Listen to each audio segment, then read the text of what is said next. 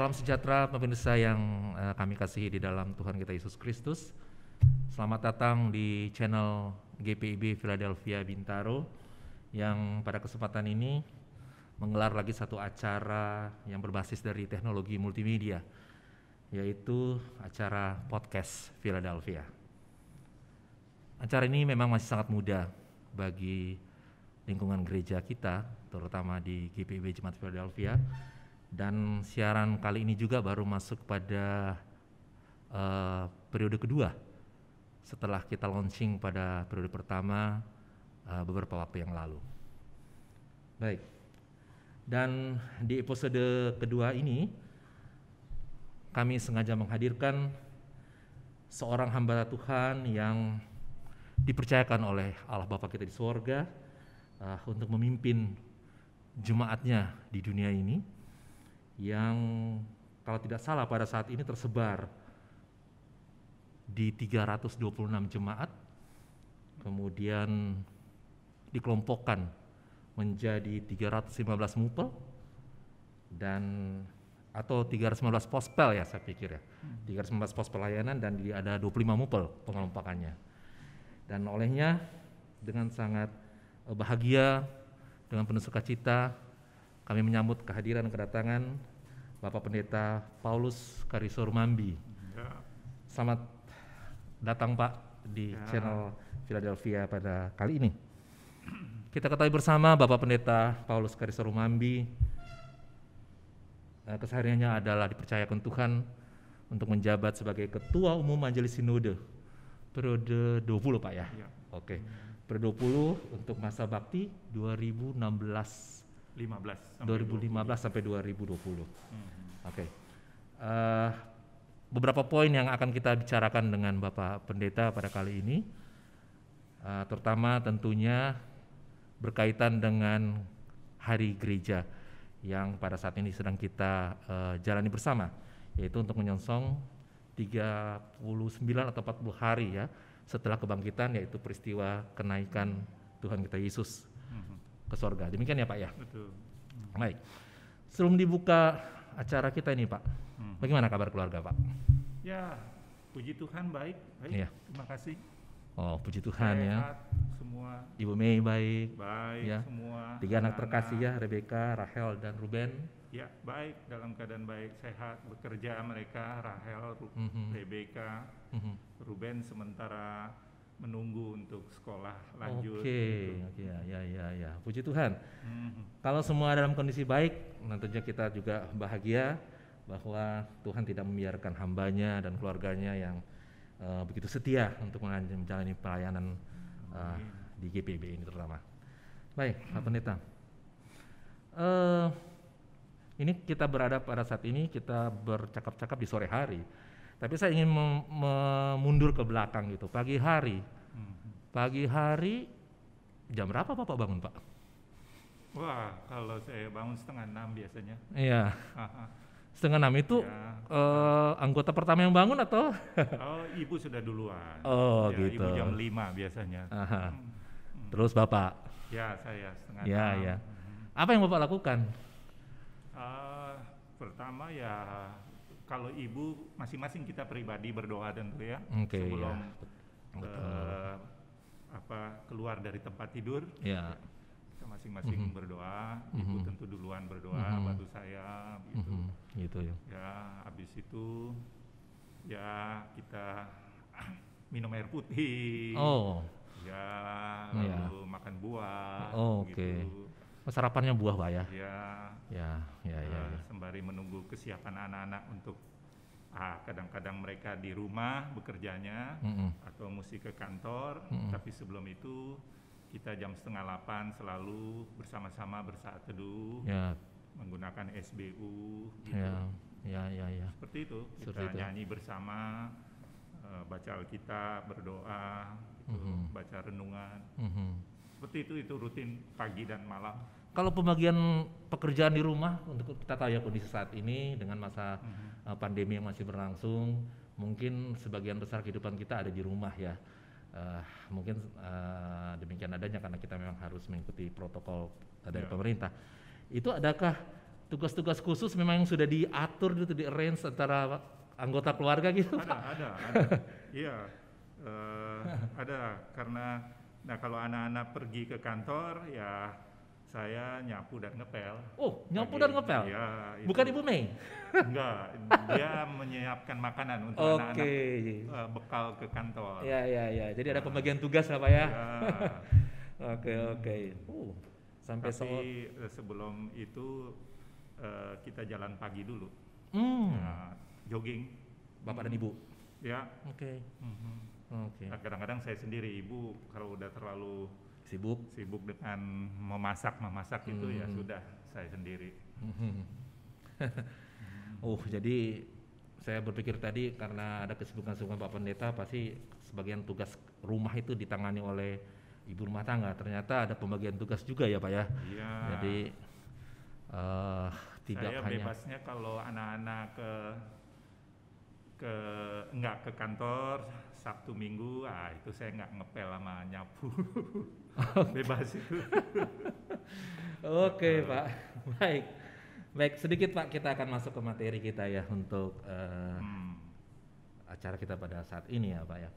Ini kita ketahui bersama kan memang tanggal gereja dan memang 40 hari setelah Paskah itu adalah peristiwa kenaikan Tuhan kita Yesus Kristus ke surga.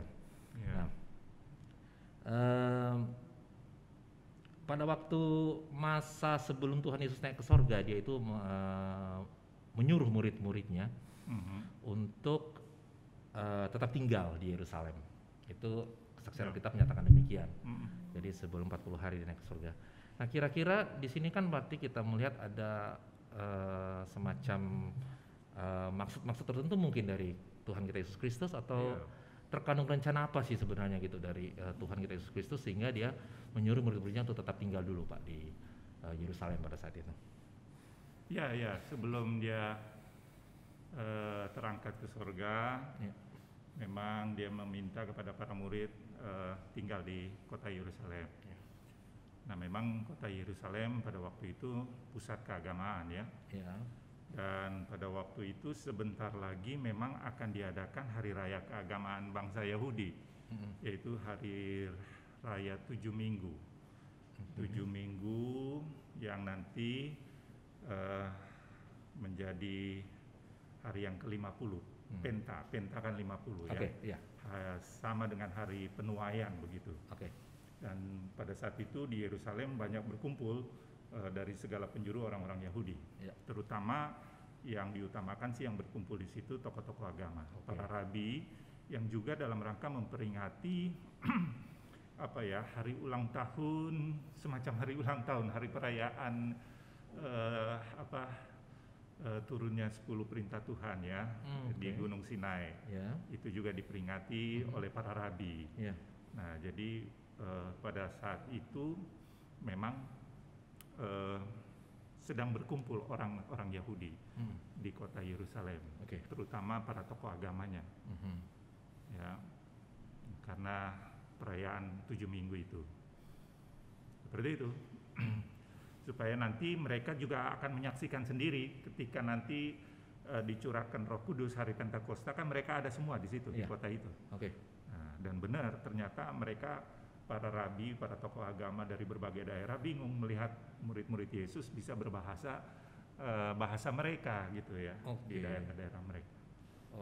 Berarti itu 10 hari setelah peristiwa kenaikan sebenarnya yang direncanakan untuk keturunan Roh Kudus yang kita sebut dengan Pentakosta itu Pak ya.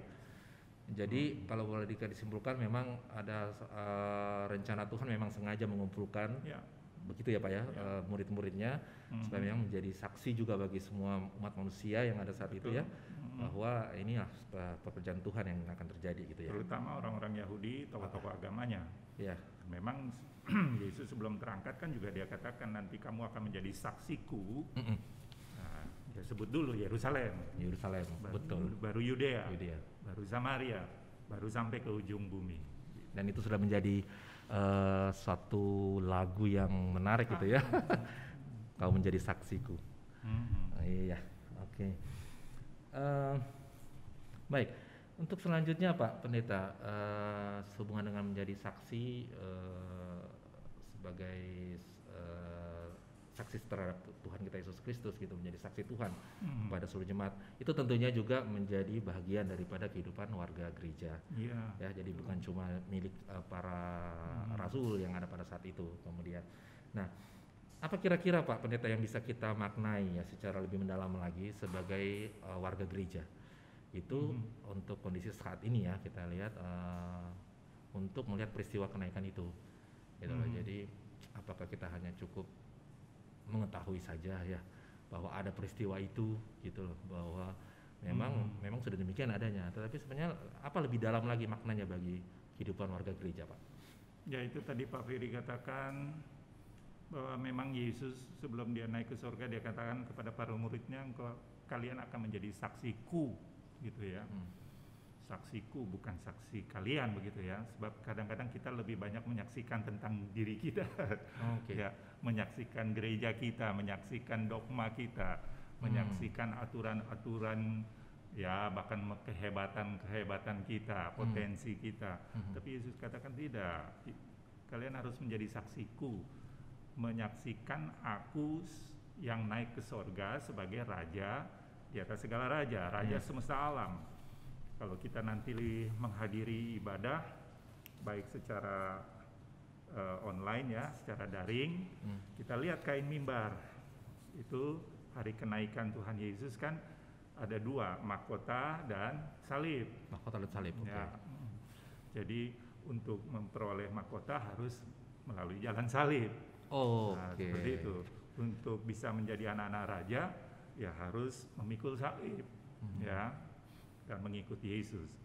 Menjadi saksi bukan berarti hanya menyaksikan begitu, tapi saksi dari kerajaan sorga, kerajaan Allah. Ya. Nah, kerajaan Allah atau kerajaan sorga yang diproklamirkan Yesus ketika dia baru memulai pelayanannya, dia katakan bertobatlah karena kerajaan Allah sudah dekat. Itu sebenarnya teks proklamasinya kerajaan Allah. Ya. Mirip-mirip dengan teks proklamasi kita, sangat singkat, beberapa kalimat saja. Bertobatlah kan kerajaan Allah sudah dekat, dan dia mulai dengan menghadirkan kerajaan Allah itu melalui pelayanannya. Nah, jadi menjadi saksiku berarti juga dalam rangka melayani pekerjaannya. Jadi menyaksikan itu dalam bentuk pelayanan, dan di GPIB sering digabung menjadi pelayanan dan kesaksian. Seperti itu. Kalau di gereja Kristen Jawa dibalik, kesaksian dan pelayanan, kespel. Tapi kalau di GPIB pelkes, ya, pelayanan dan kesaksian. Ya, kenapa harus begitu, Pak? Ya, karena apa yang disaksikan harus juga dalam bentuk pelayanan. Karena jadi, kerajaan Allah yang dihadirkan oleh Yesus ke dunia ini dalam bentuk pelayanan. Kan Yesus mulai dengan, sebelum dia melayani, dia mulai dengan statement proklamasi. Ini loh kerajaan Allah sudah dekat, bertobatlah.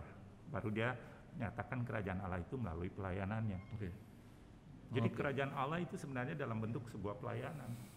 Jadi mungkin bisa, kalau saya sebagai orang awam tuh bisa melihat bahwa perbuatan kita harus bekerja dulu, harus dalam tanda petik tadi adalah melayani dulu, melakukan pekerjaan pelayanan, agar supaya berurutnya baru kita bisa bersaksi, begitu kah?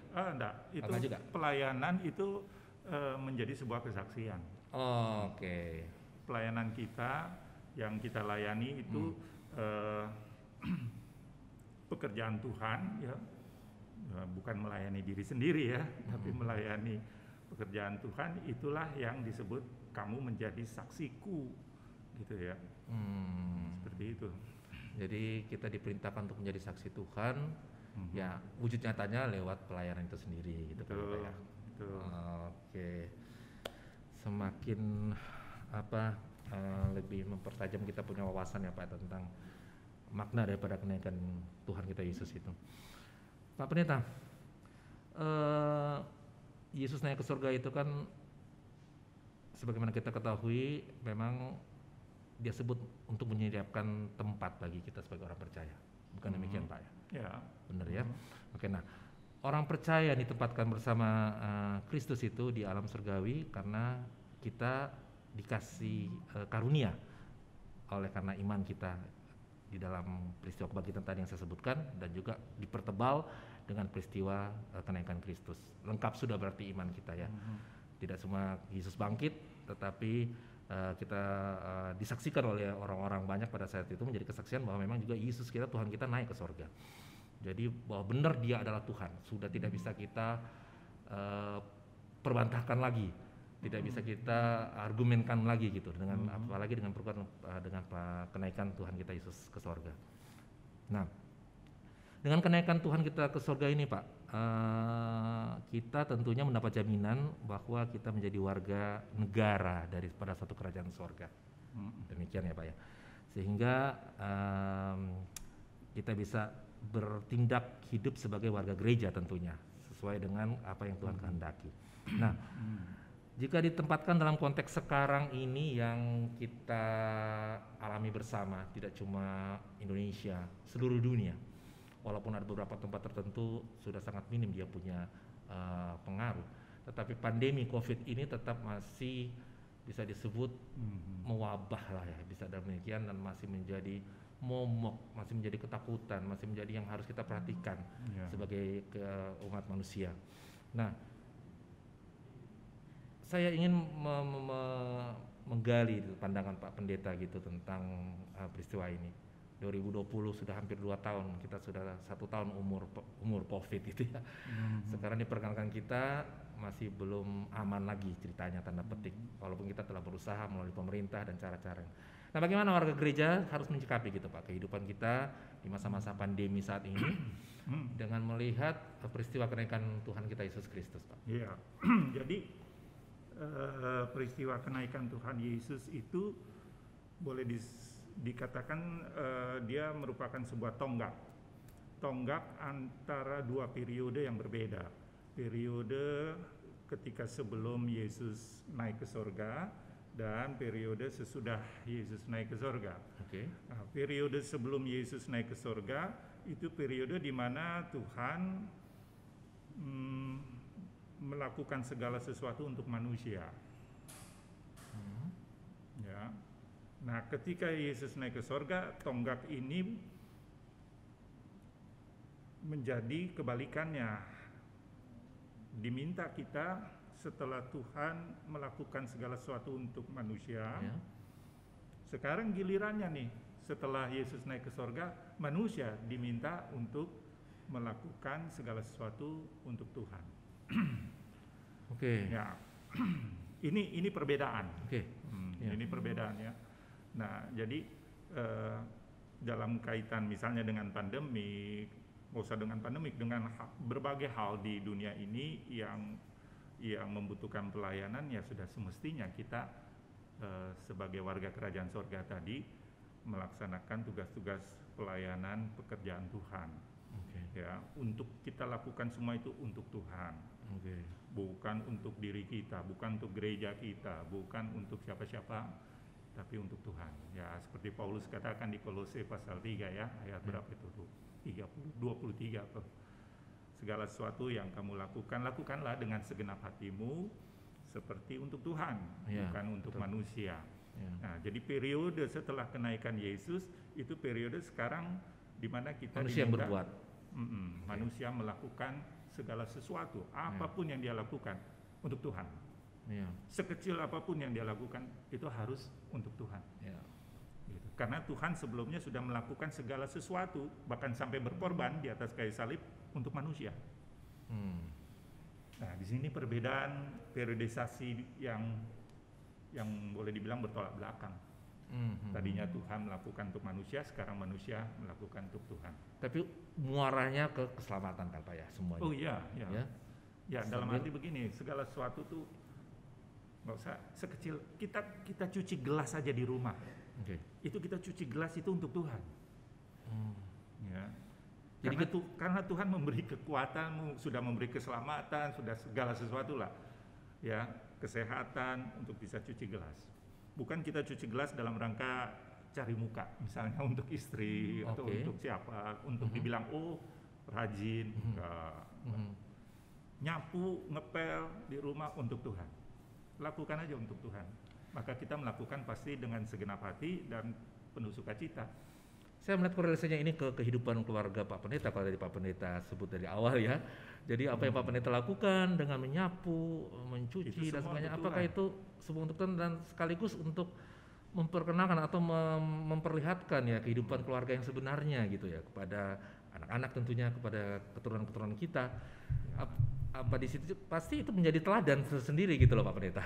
Ya, tadi itu periodisasinya. Kita udah sekarang kan udah di zaman Yesus naik ke surga, berarti di zaman kita melakukan berbuat Tuhan. Karena apa? Karena Tuhan sudah melakukannya untuk kita. Sampai dia berkorban lagi untuk kita. Itu aja. Ya, sebenarnya berarti kita tidak jangan memandang bahwa pekerjaan kecil itu tidak artinya Pak ya. Betul. Justru semuanya sekecil apapun yang kita lakukan, lakukan itu yang terbaik. Iya.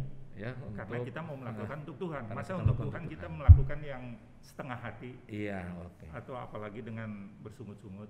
Nah. Nah, itu. Nah, kedepannya Pak Pendeta sudah mengulas jauh bahwa lakukan untuk Tuhan. Kemudian jangan bersungut-sungut ya, jangan dengan keterpaksaan ya, buat itu dengan penuh sukacita, sebenarnya kita lakukan itu untuk Tuhan. Tetapi kan tetap kita ini hidup di dunia Pak ya. Ya. Kita mengerti sebagai warga gereja, kita mengerti apa yang dimaksudkan Tuhan, apa yang dimaui Tuhan, apa yang diinginkan Tuhan untuk dilakukan bagi kehidupan warga jemaat, untuk kehidupan bergereja, berjemaat. Tetapi memang kita tetap masih hidup di dunia. Tidak jarang juga bahwa warga gereja sendiri itu tetap masih hidup di dalam dunia. Dan kita mau tidak mau tetap harus hidup bersama-sama dengan kondisi keadaan seperti itu, Pak. Ya. Tapi bagaimana sikap kita nanti untuk hidup ada di dalam dunia dan hidup bersama dunia itu, Pak? Dunia, kita hidup di dunia dengan segala sesuatu yang sudah terpolusi dengan dosa ya. Tapi jangan salah bahwa dunia yang kita tinggal ini dunia yang sudah ditaklukkan oleh Tuhan. Itu sebabnya Tuhan katakan ya, modal utamanya kuatkan hatimu. Ya, kuatkan hatimu. Kenapa? Karena aku sudah mengalahkan dunia. Sudah menaklukkan dunia. Dan aku menaklukkan dunia itu bukan dengan cara kekerasan loh. Aku menaklukkan dunia ini bukan dengan mengundang bala tentara surgawi untuk berperang, tidak.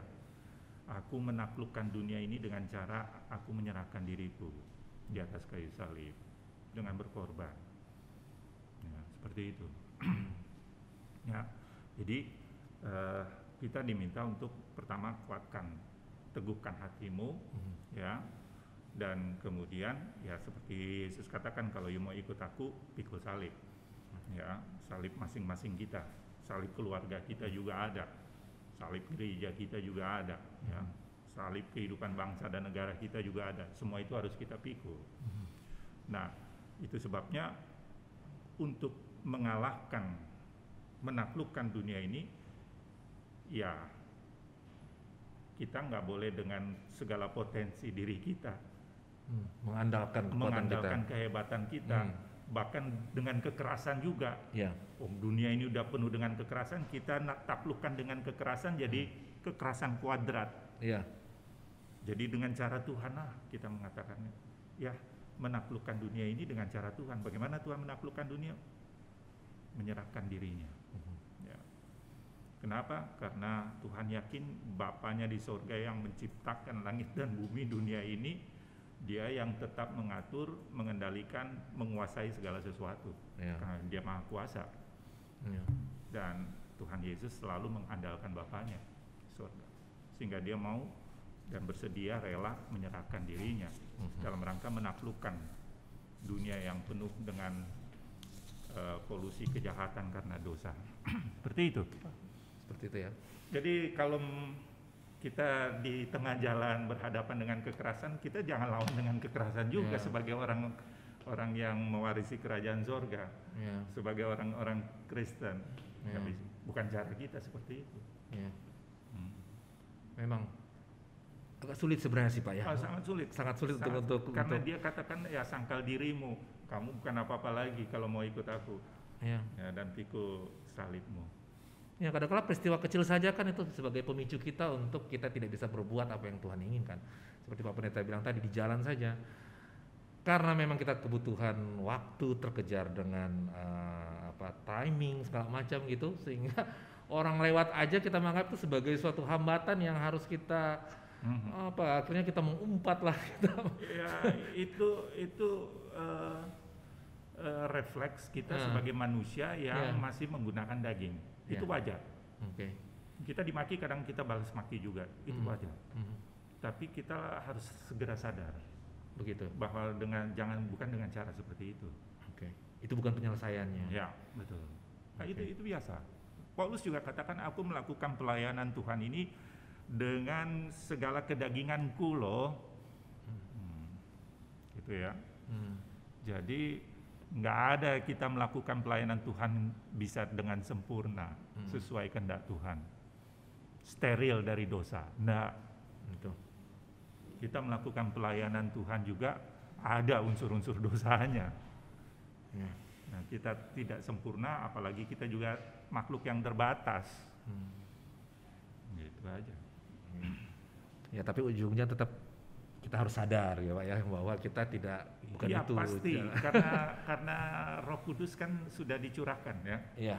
Setelah kenaikan 10 hari kemudian, ya itu hari raya 7 minggu itu yang sudah bersiap-siap para tokoh agama di kota Yerusalem untuk merayakan sekaligus memperingati firman Tuhan ke-10 perintah Tuhan di Gunung Sinai, dan di situ semua orang harus mendengar suara Tuhan pada saat merayakan itu.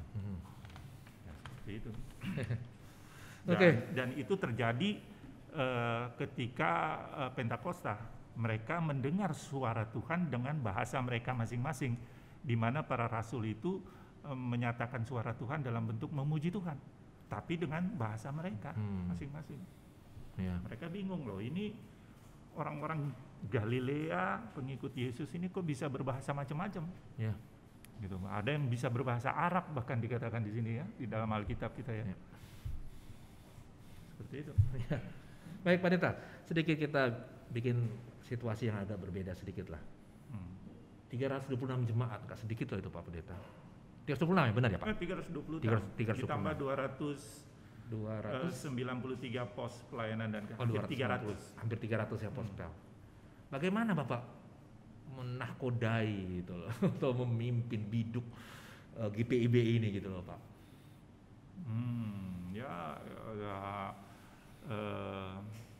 Itu saya hanya mengandalkan Tuhan saja. Wong saya juga nggak ingin sebenarnya ya untuk menjadi ketua umum begitu. Tapi kalau Tuhan sudah memilih, Dia pasti yang memberi kekuatan, kemampuan, hikmat, kesehatan. Ya, dan itu sudah terbukti. Saya sudah melaksanakan bersama teman-teman 5 tahun, bahkan ini diperpanjang lagi karena pandemi. Supaya bisa nanti sampai bulan Oktober 6 tahun. Dan itu bisa berjalan dengan baik. Sekalipun di sana sini pasti banyak kekurangan. Tadi melakukannya dengan ada unsur dosanya, kedagingan kan. Seperti itu. Dengan wilayah pelayanan yang luas, GPIB ini wilayah pelayanannya di 26 provinsi. 26 provinsi tadi ya? Ya, 26 provinsi, sekalipun dia dibilang bagian barat, tapi sebenarnya bukan bagian barat dari pembagian secara geografis Indonesia, tetapi bagian barat dari kakak-kakaknya. GPIB ini punya kakak-kakak gitu ya. Kakak yang tertua itu Gemim, gereja Masehi Injili Minahasa ya. Karena Minahasa itu lahir tahun 34 atau 35 itu. Ya, kemudian kakaknya yang kedua, tertua kedua Maluku, GPM, Gereja Protestan Maluku. Yaitu tahun 36 kalau tidak salah ya. Setahun kemudian dari Gemim berdirinya. Lalu ada pergolakan revolusi fisik, kemerdekaan, dan setelah itu tahun 47 kakak yang persis di atas GPIB, itulah Gemit, Gereja Masehi Injili Timor. Nah, itu diproklamirkan sama tanggalnya 31 Oktober juga, tapi tahun 47.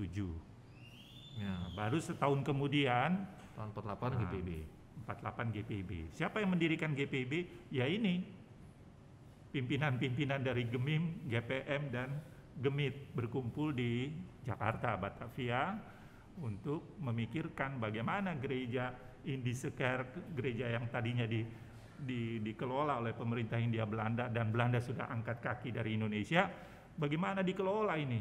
Kan kami cuma kelola wilayah Minahasa, wilayah Maluku, dan GEMIT, sementara bagian barat dari kami siapa yang kelola? Dan itu sebabnya dibentuklah satu sinode yang disebut Sinode Gereja Protestan Indonesia bagian barat dari GEMIM, dari GPM, dan dari GEMIT. Begitu Pak. Jadi sehingga kita ada di misalnya Sulawesi Tenggara. Ya. Tidak mengapa itu? Nggak masalah, karena tetap itu masih bagian barat dari GPM. Ya. Waktu GPIB diproklamirkan aja, ada gereja, salah satu gerejanya di Pulau Muna. Pulau Muna itu Sulawesi Tenggara, dekat Pulau Buton, di Kota Raha. Itu udah menjadi jemaat GPIB. Memang yang dirikan itu pemerintah Hindia Belanda pada waktu itu, karena pulau itu mengandung menghasilkan kayu jati yang kualitasnya paling baik di dunia. Sehingga Belanda bercokol di pulau itu, Pulau Muna, dan mendirikan gedung gereja. Sampai sekarang gedung gerejanya masih ada. Tapi gedung gereja yang baru dibuat juga jemaat di situ. Pak Pendeta, memimpin GPIB versus memimpin keluarga, lebih susah mana? Oh, sama-sama susahnya. Iya, ini pertanyaan luar biasa nih. Baru saya karena saya menganggap itu keluarga itu kan juga sebuah gereja. Ya, tadi dikatakan juga bagaimana memimpin GPIB. GPIB juga gereja. Ya, sama-sama ini, memang sama. Ya, dan melakukan kepemimpinan di dua hal ini, gereja dan keluarga, ya harus mengandalkan yang membentuk gereja ya Tuhan, yang membentuk keluarga juga Tuhan. Kembali lagi, andalan harus tetap kepada Tuhan Yesus, begitu. Nggak bisa digunakan potensi diri kita ini, bisa justru membuat berantakan jadinya, gitu ya. Perbedaannya mungkin kalau di kantor sinode ya Pak Pendeta mungkin nggak cuci piring lah ya, nggak ngepel lah. Tapi kalau di rumah ya bagian itu menjadi bagian yang dilakoni. Kalau itu sih jelas perbedaannya seperti itu. Oke Pak, saya kira tidak berpanjang lagi kita Pak untuk sesi pertemuan kita pada kali ini.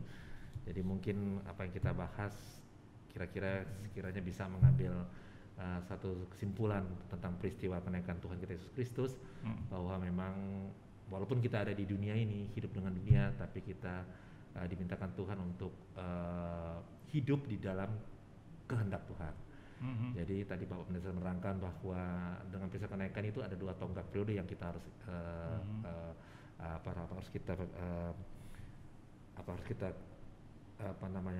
yakini ya, bahwa sebelum kenaikan Yesus itu adalah bagaimana Tuhan Yesus berbuat untuk manusia, ya, melakukan karya-karya untuk manusia, dan tonggak kedua setelah dia naik ke surga, justru Tuhan Yesus meminta bagaimana manusia untuk berbuat bagi Tuhan, ya, bagi kemuliaan Tuhan, sambil menantikan kedatangan Tuhan Yesus kedua kalinya sebagaimana dia datang dia naik ke surga. Demikian Pak Pendeta ya. Kiranya semua ini dapat menguatkan kita semua di masa-masa kehidupan kita pada masa-masa mendatang. Dan para pemirsa, saya pikir cukup kita akhiri pertemuan kita pada saat ini dengan tentunya mengucapkan banyak terima kasih kepada sama-sama pembicara tamu kita, tidak asing bagi kita, apalagi warga jemaat warga GPIB ya, tentang kehadiran sosok Bapak Pendeta Paulus Karisor Mambi. Doa kami Pak Pendeta, pekerjaan pelayanan Pak Pendeta tidak hanya di GPIB tapi juga di keluarga, semuanya tetap dalam berkat Tuhan. Sehingga Pak Pendeta dimampukan untuk tetap sampai akhirnya yang Tuhan menentukan Pak Pendeta tetap melaksanakan tugas dan tanggung jawabnya. Terima kasih Pak Pendeta, Ya, pemirsa yang kami hormati. Dengan demikian kita akhiri pertemuan kita sambil kami mengajak para pemirsa untuk tetap setia mengikuti perkembangan yang dilakukan oleh gereja kita, khususnya GPIB Philadelphia, dengan berbagai macam terobosan yang dilakukan, dengan program-program yang dilakukan. Dan sekiranya berkenan, tanpa pemaksaan, jangan lupa klik, itu katanya bahasa bahasa sosmed ya, klik like, subscribe. Biasanya kalau ada running text tunjuk-tunjuk gini-gini. Tapi mari kita lakukan itu sesuai dengan keinginan hati kita untuk tetap memajukan pelayanan kita di gereja yang kita cintai bersama, GPIB ini, terutama GPIB Jemaat Philadelphia. Terima kasih untuk kesempatan pertemuan kita. Tuhan memberkati.